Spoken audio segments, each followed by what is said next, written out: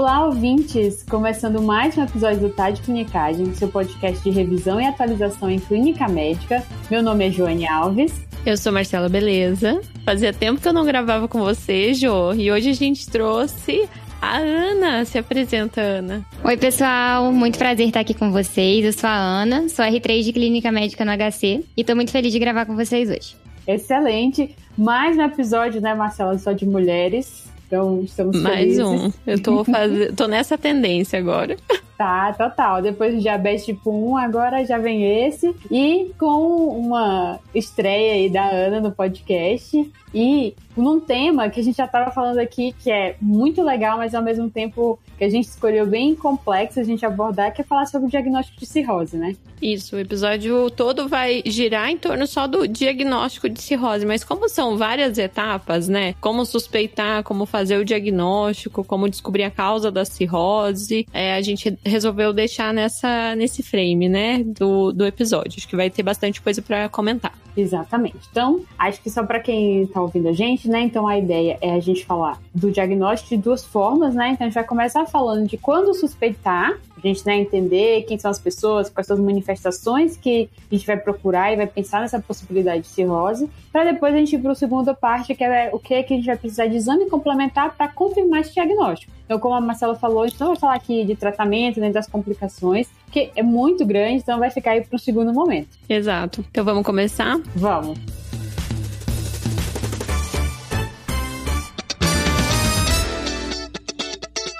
Então, Jo, antes da gente falar exatamente, né, começar o nosso episódio, eu acho bem importante a gente definir o que é cirrose, já que tem tantas etiologias e cirrose é um diagnóstico basicamente sindrômico, né, que é a manifestação mais avançada da fibrose hepática, culminando com a alteração da arquitetura hepática e também a disfunção hepática. E isso vai se manifestar com várias complicações de hipertensão portal, insuficiência hepática, mas na doença mais avançada. Na doença mais leve, que a gente está pesquisando e querendo diagnosticar aqui, né, no episódio, muitos pacientes vão ser assintomáticos ou ter sintomas bem mais discretos. E daí a gente divide a suspeição diagnóstica de cirrose nesses 3 estágios, né? Achados de exame físico, de história clínica mais discretos, as manifestações de complicação de cirrose hepática e um terceiro espectro que são os achados de exames, seja de imagem ou exames laboratoriais que fazem a gente suspeitar da cirrose. Exatamente, Mar. E aí o que acho que é legal, né, começando essa primeira parte do que seriam os achados de exame físico, né? Esse seria o grande ponto, é que, óbvio, a anamnese do paciente vai ajudar a gente para pensar em fatores que vão trazer risco adicional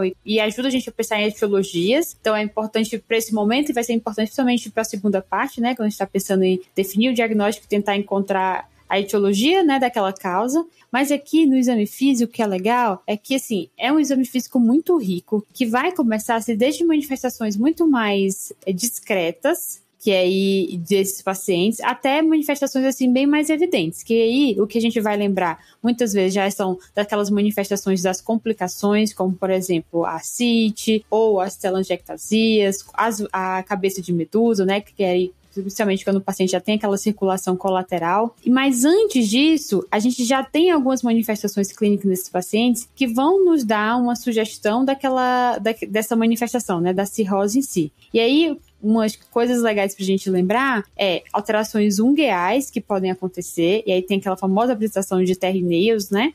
Que aí tem aquela mudança da coloração do leito ungueal, em que ele fica mais proximalmente, ele fica mais claro, né? Mais esbranquiçado do que o leito mais distal. Não é patognomônico de cirrose, acho que isso que é legal da gente falar, né? Mas é uma manifestação que a gente sabe que tem associação. Assim como a gente também vê, por exemplo, né? Ginecomastia, mas aí também vão ser pacientes um pouco mais avançados. A gente também pode ver contraturas, aquelas contraturas palmares, e aí essa também tem a mais famosa, que é do Puitren, que aí é também associado com a manifestação um pouco mais tardia, mas são sinais que a gente pode encontrar. E acho que um pouco mais precoce, o eritema palmar, ainda pensando na manifestação mais distal. E tem alguns sintomas que, apesar de inespecíficos, são muito comuns nos pacientes com cirrose, que são a perda ponderal e principalmente a perda muscular. Então, os pacientes eles ficam mais sarcopênicos. Sim. E as cãibras, que são descritas em mais de 50% dos pacientes com cirrose. Esse era um dado que eu não sabia, mas que às vezes podem surgir na história clínica. Às vezes tem um paciente que está vindo com essa perda ponderal, essas manifestações mais inespecíficas, você dá uma olhada na pele, tem rarefação de pelo, tá perdendo músculo, talvez você tenha que abrir o leque diagnóstico também para uma insuficiência hepática ou para uma cirrose hepática. Exato. Acho que tudo isso que a gente está falando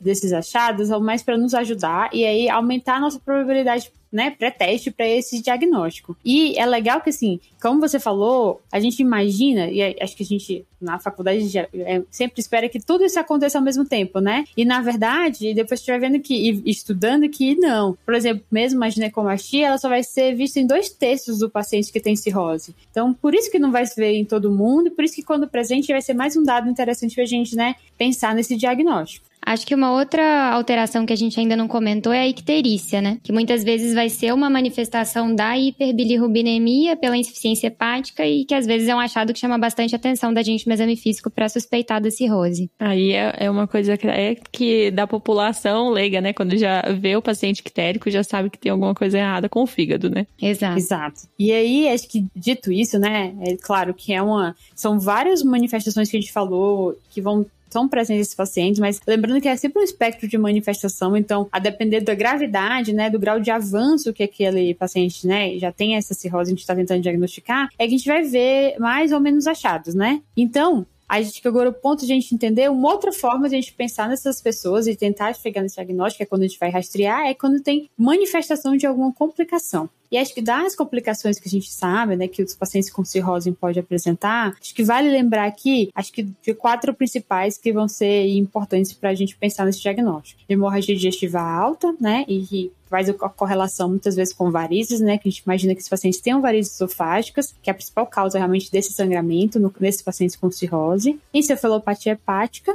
e a ascite, né? Que aí, novamente, foi até uma coisa que a gente falou desse achado do exame físico e realmente é um dado importante pra gente lembrar e é o momento de a gente conseguir também uma oportunidade desse diagnóstico. Acho que uma quarta complicação é o próprio CHC, né? O carcinoma hepatocelular, que às vezes já vai ser a primeira manifestação da cirrose. E um dado legal que a gente encontrou estudando para esse episódio é que muitas vezes o paciente cirrótico ele já vai se manifestar com as complicações e não com esses outros sintomas que a gente mencionou antes, né? Algumas referências sugerem até que seja a maioria dos casos ou pelo menos algo em torno da metade dos pacientes que já vão se apresentar nesse momento de complicação da doença.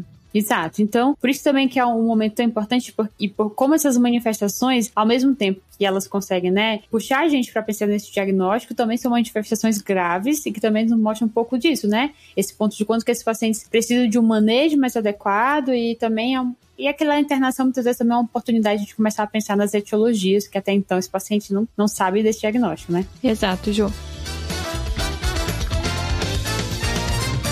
Tá, então acho que dessas 4 principais manifestações, né? Acho que vale sempre, de como a gente já comentou inicialmente na questão do exame físico, é agora falar e a gente entender um pouco da CIT. E que, como a gente também já falou no início, a ideia não é a gente abordar o tratamento da CIT, que aí requer alguns cuidados específicos, né? E tem todo o manejo à parte. Mas acho que o principal ponto é que a ideia de que todo paciente com uma nova CIT, essa nova CIT tem que ser estudada. A gente entender a etiologia e aí a gente vai precisar fazer o gradiente albumina soroacite para a gente ter o gás, entender e vai nos ajudar na questão da etiologia dessa acite. Ao mesmo tempo, né, ele vai ser importante a gente ter diferenciais nesses pacientes, como um diferencial que pode ocorrer, que é dentro da acite ela infectar, e ali a gente tem uma peritonite bacteriana espontânea. Então, muitas vezes também a cultura vai ser importante para a gente pensar nesse diferencial, mas aqui acaba indo muito para a questão do manejo. Mas o grande ponto é,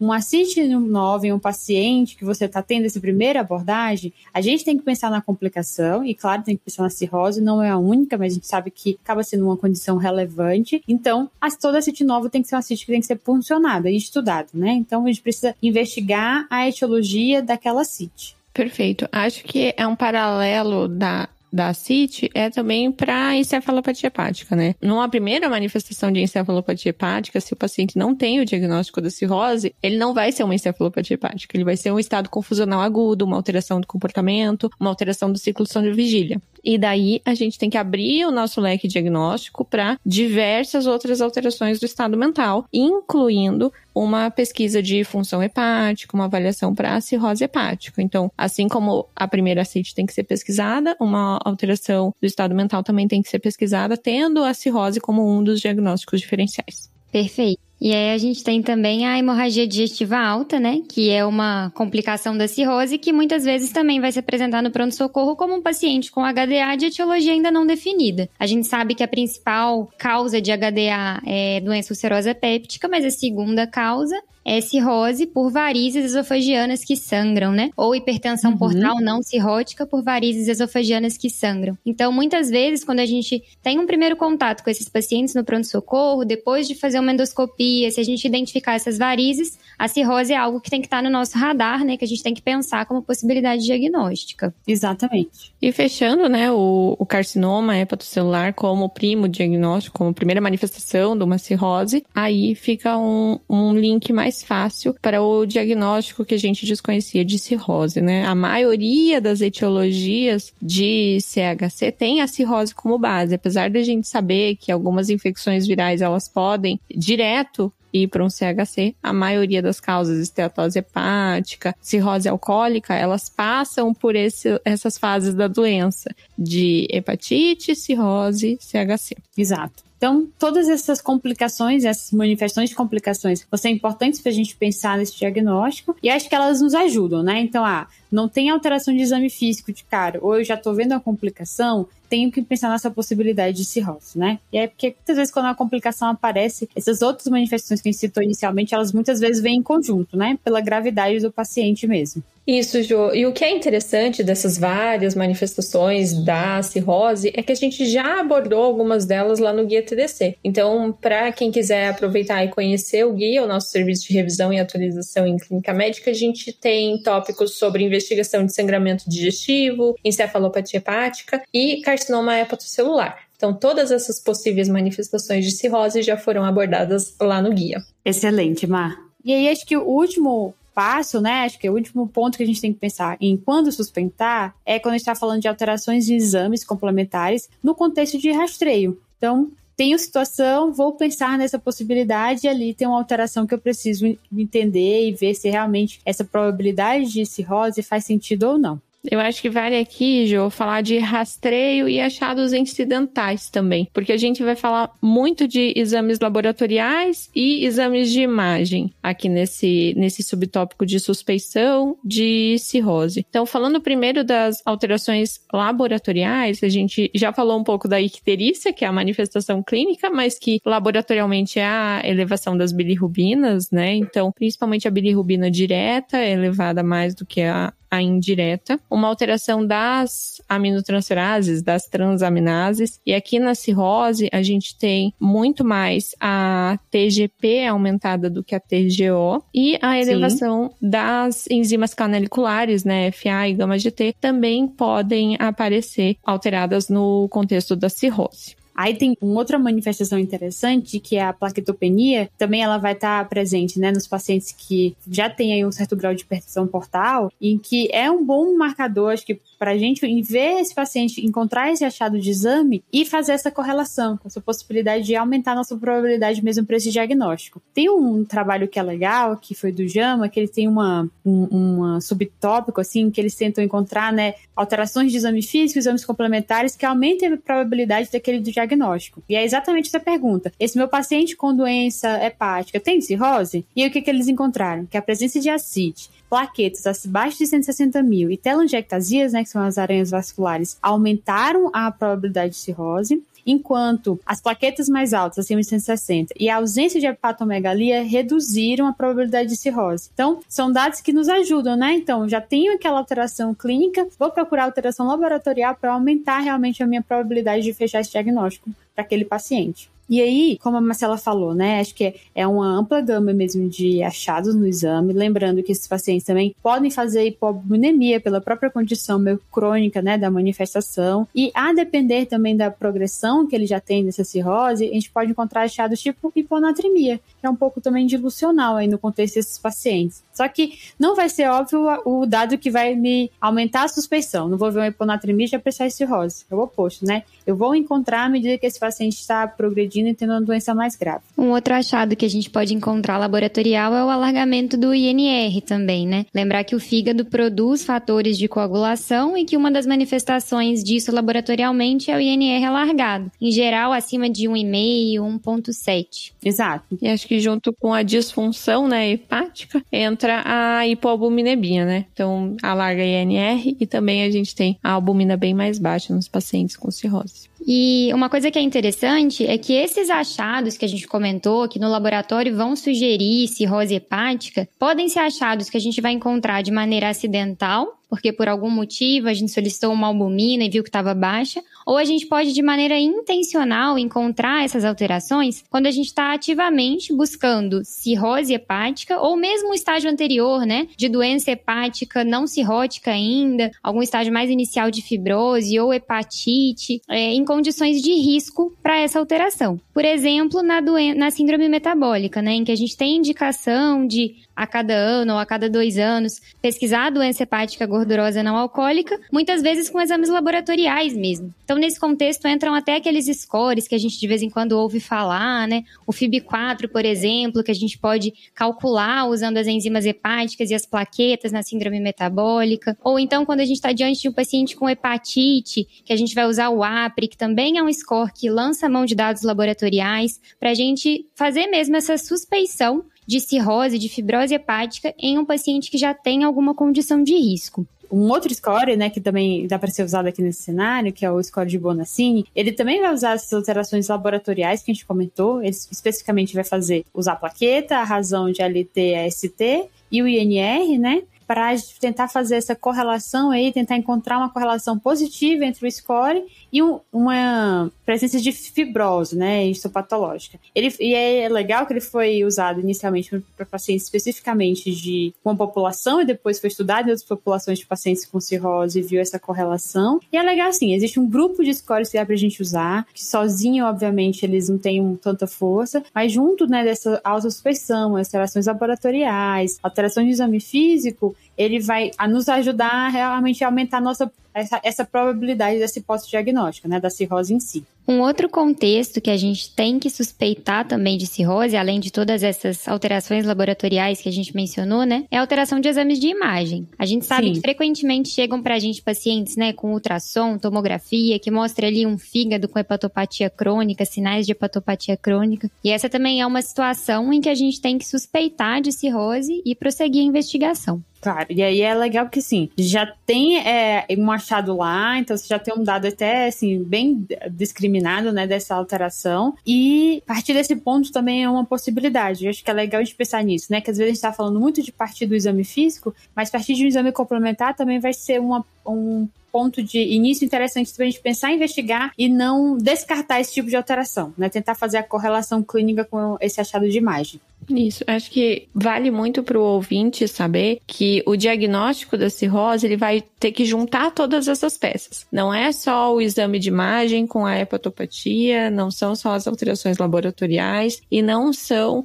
só as manifestações clínicas, né? Então, muitas vezes a gente usa muito desses scores que agrupam tudo isso para até evitar de ter que fazer um diagnóstico anatomopatológico, porque a gente sabe que no fim das contas da cirrose, o diagnóstico padrão ouro seria por biópsia, mas idealmente a gente teria que juntar outros achados para fazer esse diagnóstico de uma forma não invasiva. Exato. E aí acho que já tá caminhando aqui, né, para sair desse ponto que a gente tá falando de quando suspeitar, para começar a pensar nos exames complementares que a gente tem que ter e pedir para a gente realmente definir esse diagnóstico. Então, a gente já tem uma suspeição alta pelo achado que a gente tem, seja um achado de exame físico, seja uma manifestação de uma complicação, ou seja um achado de um exame complementar que veio alterado e veio sugestivo, para a gente começar a pensar no que a gente precisa de próximos passos, né? E aí, acho que aqui também dá para a gente dividir em 2 grandes grupos, né? Seria a imagem e um pouco de exames laboratoriais que a gente vai pensar que são importantes aqui para esse diagnóstico. E aí, dentro dos laboratoriais, a gente inclui também muito a pesquisa das etiologias, né? Acho que tudo isso vai se somar para a gente conseguir ter o nome e o sobrenome, né? A cirrose e a etiologia. Então, agora a gente vai começar a falar um pouco dos exames de imagem que a gente pode solicitar aqui para diagnosticar a cirrose. Isso, Jô. Aqui, os exames de imagem, eles são muito solicitados, né, a partir da suspeita. Então, a gente não tá falando mais dos achados incidentais de imagem, a gente tá partindo já de uma suspeita de cirrose. E daí, querendo confirmar a presença da fibrose hepática, a gente tem principalmente, né, o ultrassom, a tomografia e a ressonância. O que se recomenda é que o ultrassom seja usado como o primeiro método de avaliação de imagem, até por ele ser mais disponível, né, de mais fácil acesso, e ele dá algumas informações já interessantes sobre esteatose e tem uma correlação razoável com fibrose hepática. Além de, nos pacientes que têm cirrose, ser um método de escolha também para rastreio de CHC. Então, entra como um exame de imagem de primeira opção. Tá. A tomografia e a ressonância, eles são bem menos disponíveis, mas eles podem ter alguns dados que se correlacionam com o grau de cirrose. E acho que tem um dado interessante aí que a gente está sendo cada vez mais exposto, né? Que é a elastografia. É um exame também não invasivo, que vai tentar, né, estimar mesmo essa presença de fibrose nesses pacientes. Então, também vai ser um dado importante para a gente pensar já nessa manifestação, né, para realmente essa alteração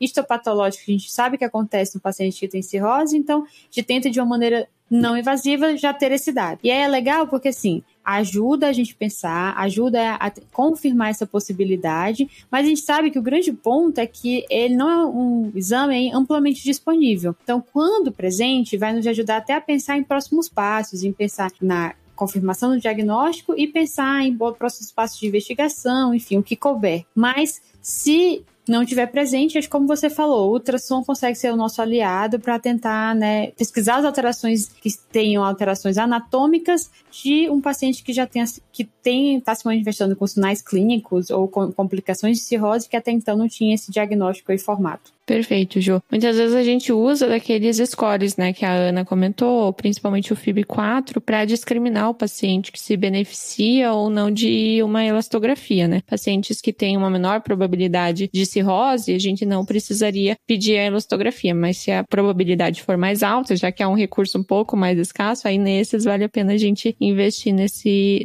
exame. E é interessante que a elastografia é um exame que vai conseguir ter uma certa correlação com o grau de fibrose hepática que poderia ser identificado por uma eventual biópsia, né? Então, ele consegue, se mostrar um grau de rigidez hepática muito baixo, afastar que aquele paciente tenha fibrose hepática. Daí a gente fica tranquilo. Por outro lado, ele pode mostrar um grau de fibrose bem significativo que seria compatível com cirrose, que é aquele grau F4 que a gente fala. E aí a gente vai entender que o paciente provavelmente tem cirrose mesmo. E ele pode estar ali no meio do caminho. Como a gente tem uma tendência hoje de investigar, principalmente nesses grupos de risco, como a gente falou, com esses scores, a hepatopatia em fases mais precoces, às vezes a gente vai com a elastografia conseguir colocar o nosso paciente em algum estágio entre nenhuma fibrose e cirrose, e já entender ele como um paciente de risco que se beneficia de algumas intervenções, principalmente para prevenir a evolução para cirrose, né? Exato. E é legal, assim, que um dado que eu achei interessante da elastografia é que, a depender, né, de qual é ali a densidade que a gente está vendo, o grau de rigidez, né, que a gente está encontrando no fígado, tem uma revisão da Revista Americana de Medicina de Família que fala até da correlação com sensibilidade, especificidade, até para a gente pensar na etiologia. Então, ele faz ali um corte para pensar, acima disso, talvez aumentar a possibilidade de hepatite C, que seriam acima de 12,5 kPa. A hepatite B seria de 9 a 12 e doença hepática gordurosa acima de 10. Então, seriam coisas interessantes aí pra gente até já pensar no diagnóstico diferencial. Então, realmente é um exame que, se disponível, ele ajuda bastante até em pensar na etiologia. E aí acho que chega o momento, né? Já falamos de exames complementares de imagem para a gente pensar na possibilidade de confirmar o diagnóstico de cirrose. Agora a gente tem que pensar na questão dos exames laboratoriais, né, que vão ser importantes para a gente diagnosticar. E é um pouco da interface também de como pensar um pouco de diferenciais, né? Porque já falou um pouco das alterações laboratoriais que a gente espera e que vão ser um motivo de rastreio, que elas vão estar presentes quando já tem realmente uma alteração, já tem uma hepatopatia, né, bem documentada. E aqui, além do que a gente falou, né, ver principalmente albumina, bilirrubina, ZNR, também existe a complementação de um hemograma para a gente ver plaquetopenia, se existe ou não, mas também é importante avaliar a presença de alguma hepatite viral sobreposta, e aí a gente vai pensar principalmente em hepatite B e hepatite C, que são as mais comuns, né, que vão podem ter essa progressão para cirrose, e aí vale também em cenários que a gente está pensando em aumentar no nosso aspecto diferencial, a história que vai nos ajudar a pensar nas causas principais. Então aqui a gente fala um pouco também do diagnóstico em si, e começa a ir para um lado de também, ao mesmo tempo, um pé tá no diagnóstico, outro pé tá tentando pensar na etiologia ao mesmo tempo. Então tá, gente. Tentando organizar aqui como é que tá a nossa investigação do paciente com cirrose. A gente tá ainda nessa suspeita. Independentemente se é um paciente que tem alteração de exame físico, veio com algum exame complementar diferente que a gente tá investigando, ou tem algum exame de imagem alterado que faz a gente ter a suspeita de cirrose. Agora a gente precisa realmente bater o martelo do diagnóstico de cirrose. O que a gente vai precisar pedir para todo mundo, né, para fazer esse diagnóstico? Quais são os exames complementares? Como que a gente faz essa investigação inicial? A gente já mencionou os exames de imagem que a gente vai solicitar, né? Mas pensando nos exames laboratoriais, eu gosto de dividir em 3 grupos. Para todos os pacientes, a gente vai pedir exames que ajudam a gente a avaliar lesão hepática, exames que ajudam a gente a avaliar função hepática e exames que ajudam a gente a avaliar a etiologia dessa eventual cirrose hepática. Por que já falar de etiologia, pessoal? Porque, às vezes, nesse momento, você já investigar uma etiologia muito comum de cirrose, e num segundo momento, quando o paciente volta para você no retorno, já vai te corroborar, inclusive, o seu diagnóstico. Então, não tem como a gente pensar essas coisas em separado. Vamos conversar item por item, mas entendendo que o diagnóstico de cirrose ele envolve uma somatória de fatores mesmo, que nem a gente vem conversando até aqui. Exato. Pensando em parâmetros de lesão hepática, então, a gente vai sempre solicitar, né, enzimas canaliculares e transaminases, então fosfatase, gama, TGO e TGP. Pensando em função hepática, a gente vai pedir bilirrubinas totais e frações, um coagulograma para a gente ver o INR, proteínas totais e frações para a gente ver a albumina, né? Uhum. E aí, já pensando nessas etiologias, nesse momento a gente vai se concentrar em investigar as etiologias principais de cirrose. Então, quando a gente está pensando nesse grupo de etiologia, né, que é uma investigação em paralelo, como a Ana bem falou, a gente tem que lembrar das 3 principais, né? Viral, e aqui especialmente hepatite C e hepatite B, alcoólica, e aí a nossa anamnese, né, vai tentar entender se existe mesmo esse fator de risco ou não. E a última, que aí sim é o que está ganhando cada vez mais espaço, que é a doença hepática gordurosa associada à disfunção metabólica. Todo ano essa sigla muda, a atual é MFOD, que é essa tradução, mas é lembrar realmente do componente, né, metabólico dentro dessas causas de cirrose, que está aí crescente aí no mundo, né, essa incidência. Isso. Essas 3 etiologias são as principais causas de cirrose. Assim, quase 80% dos pacientes com cirrose vão se encaixar em uma dessas 3. Outras etiologias vão ser mais raras e às vezes elas são mais evidentes também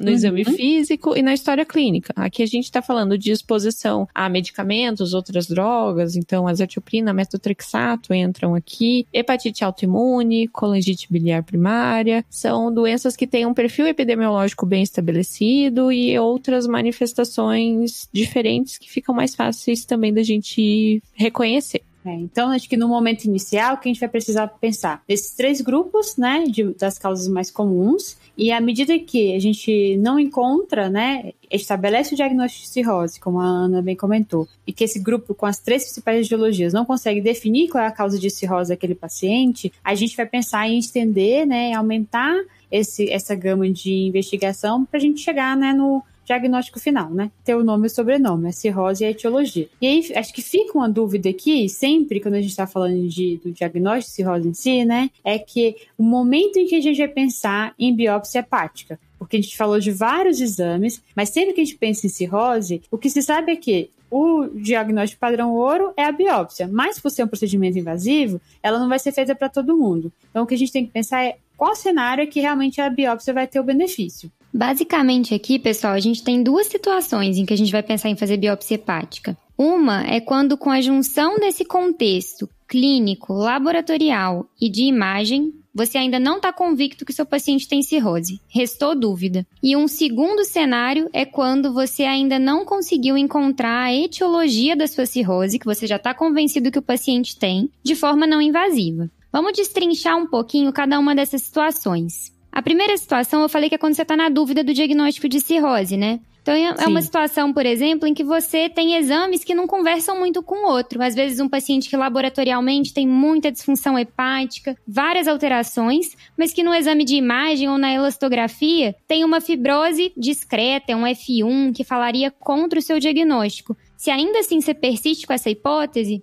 esse é o momento de partir para uma biópsia hepática para ter, de fato, a sua confirmação. Tá. E partindo para outra possibilidade, né, que seria a investigação etiológica, quando é que a biópsia entra? Pois é, a segunda situação em que a gente vai solicitar a biópsia hepática é para a elucidação diagnóstica. Seja em um contexto em que, fazendo toda a investigação não invasiva que eu tenho disponível, eu não encontro uma causa para minha cirrose hepática, ou porque, com essa investigação não invasiva, eu tenho uma suspeita de alguma etiologia que demanda uma biópsia para confirmação diagnóstica. Vamos desmiuçar um pouquinho isso daí para ficar mais claro. Tá. Nesse primeiro contexto em que eu posso ter uma etiologia de cirrose que eu não consegui nem suspeitar com os meus exames não invasivos, eu vou me encontrar nessa situação principalmente quando eu já excluí aquelas 3 causas principais que a gente mencionou, né? Etilismo, hepatite e síndrome metabólica. E quando eu fiz uma investigação laboratorial não invasiva e não encontrei nenhuma pista para minha causa da cirrose. O que eu consigo investigar, pessoal, de forma não invasiva ainda, pensando em etiologia da cirrose? E aí entra, né, dos diferenciais, pra gente pensar em hemocromatose.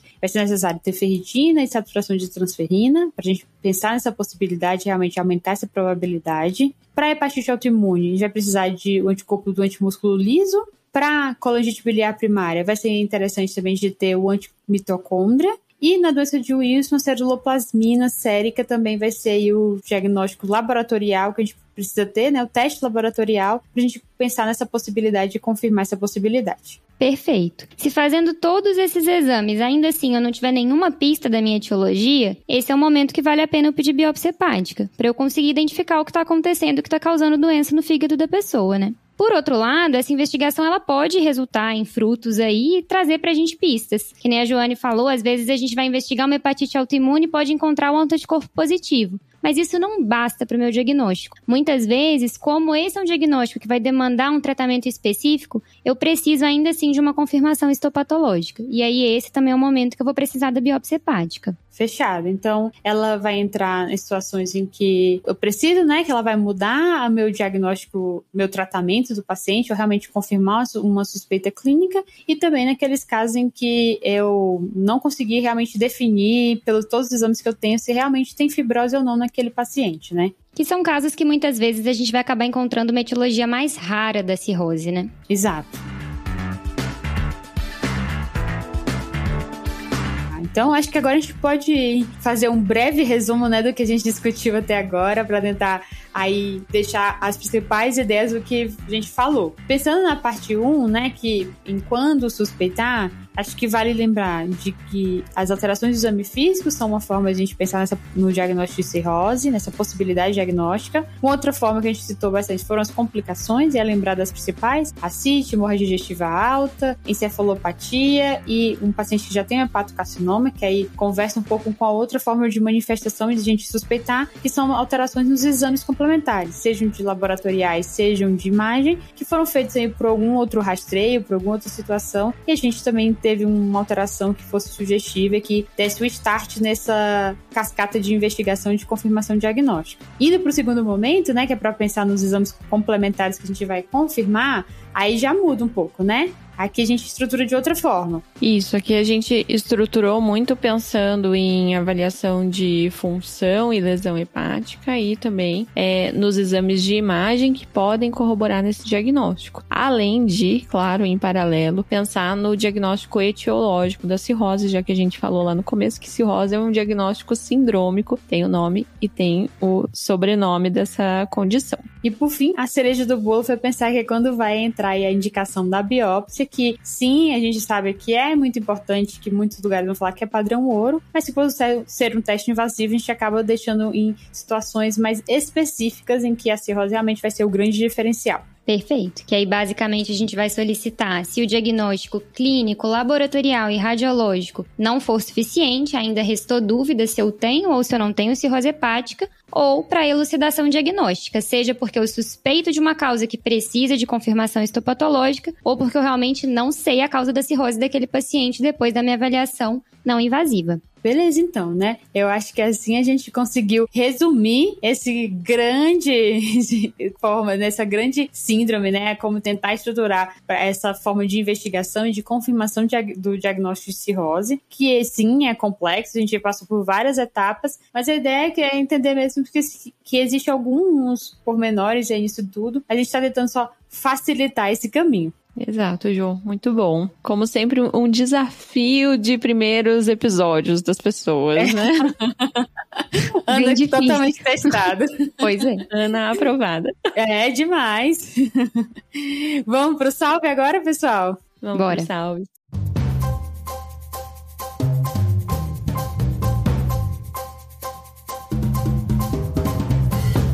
Bom, e como é de costume, né? O convidado vai começar dando o seu salve. Ana, pra quem vai o seu salve? Eu vou ter que dar um salve de caravana. Vou dar um salve pra Panela 15, meus R1s queridos que passaram comigo no AGD, me davam muita moral, só traziam um caso bom pra gente discutir no ambulatório. Ótimo, excelente. E vou dar um salve pro meu namorado, Matheus, que é o cirurgião mais clínico que eu conheço. Tá sempre fazendo uma interconsulta particular de cirurgia e ajudando muito também. Maravilha. Muito pois bom. Um salve pro pessoal. Matheus aí que vai ser cada vez mais clínico nessa convívio com a Ana. É isso aí. Um salve, gente.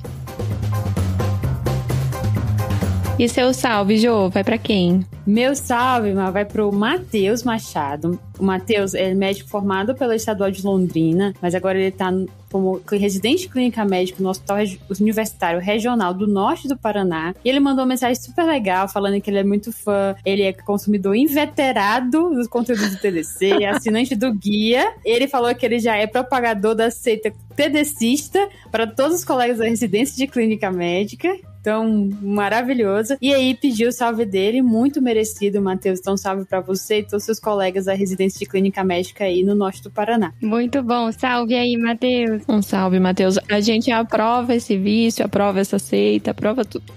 Tá aprovado. E, Mar, pra quem vai seu salve? O meu salve vai para um colega de plantão, o Jefferson Cuba. É sempre uma história inusitada, né? Virou pra mim um dia e falou: eu fui atendido por telemedicina por alguém do TDC, eu sou muito fã, eu assino o guia. Então, Jefferson, você foi notado. Obrigada pelo carinho, continue acompanhando a gente. Um grande abraço, Jefferson, um salve pra você. E eu também ia ficar muito feliz, viu? Se dependendo de quem for, claro, ia ficar muito feliz. Eu ficaria feliz, Salve, Jô. Jefferson. Então, pessoal, assim a gente encerra mais um episódio. Lembre de seguir a gente nas nossas redes sociais, o @tadeclinicagem no Instagram, no Twitter, que agora é X, no TikTok, que também temos, no YouTube, também o Tadeclinicagem, nosso canal, e, óbvio, assinar o Guia TDC, nosso serviço de revisão e atualização em clínica médica. É isso, E é isso, né? Fechamos, então? Fechamos. Obrigada, Ana, mais uma vez. Aí só o começo, tá bom? O teste 1 já foi, como disse a Marcela. Uhul. Valeu, falou. Falou. Valeu, meninas.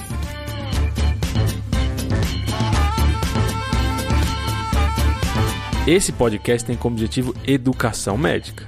Não utilize como recomendação. Para isso, procure o seu médico.